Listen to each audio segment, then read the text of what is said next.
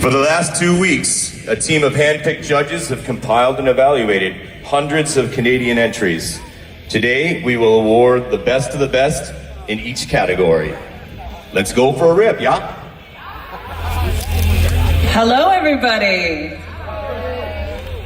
Welcome to our awards show. My name is Mary Jane, and I work with High Times. I'm an editor with High Times, and I am so happy to be here. This has been such an incredible weekend. We're so grateful to be here with you guys in this incredible setting with the amazing musical lineup. Yesterday, my head basically came off. I was so happy with the music. I mean, from Power Clown to Little Kim, it was amazing. Today we have Wyclef coming up after the award show. We've got Arrested Development, so we've got a lot of exciting things. And our biggest thing right now is to share with you the winners of our Cannabis Cup. Here are the awards. So, as our MC today, we have a very special guest, the editor-in-chief of Cannabis Culture Magazine and Pot TV, Jeremiah Vandermeer. Woo!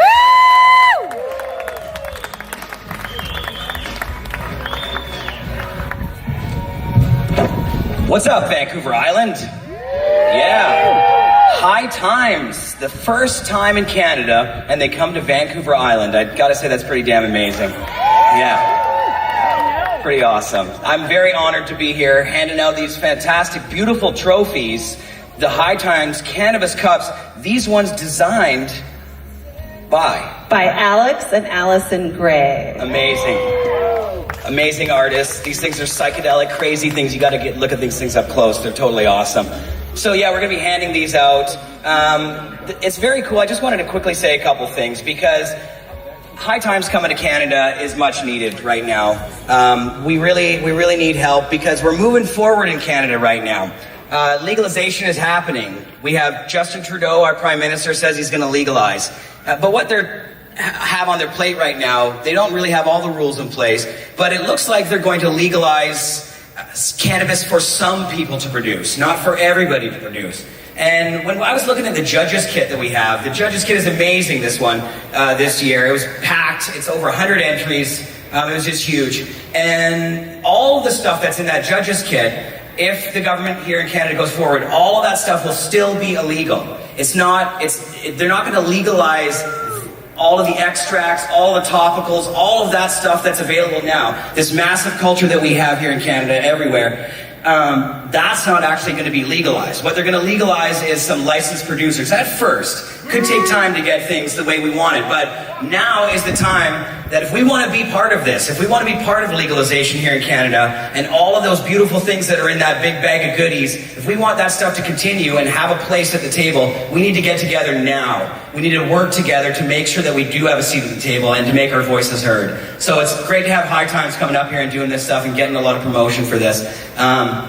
We're going to give away these trophies. I wanted to bring out somebody who's also an amazing star here, Danny Danko from High Times. We need another microphone. Oh, we got a third one there. What's up, Danny? All right, thank you, Vancouver Island, and thank you, Canada. It's been an amazing experience to be here. We've had a great time, great music, as Mary Jane mentioned, and great vibe, and we're looking forward to coming back. Our movement is global, and the fact that we're here in Canada, we're looking at other countries as well, because cannabis needs to be spread far and wide, and it needs to be legal throughout the world.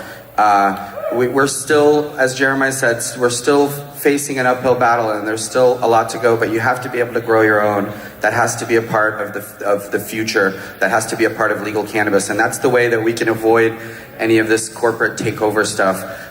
Is by growing our own. So that's important. And this is a place, I've been here a bunch of times to Vancouver Island, and people know how to grow their own here. And we'll continue to grow their own here because it's amazing, and it's, an important thing that I just came from Seattle Hemp Fest last weekend. An important thing that I remembered learning there at my first Seattle Hemp Fest that Jack Harris said is that if you replace alcohol or opiates in your life with cannabis, you will add years to your life. That's a fact.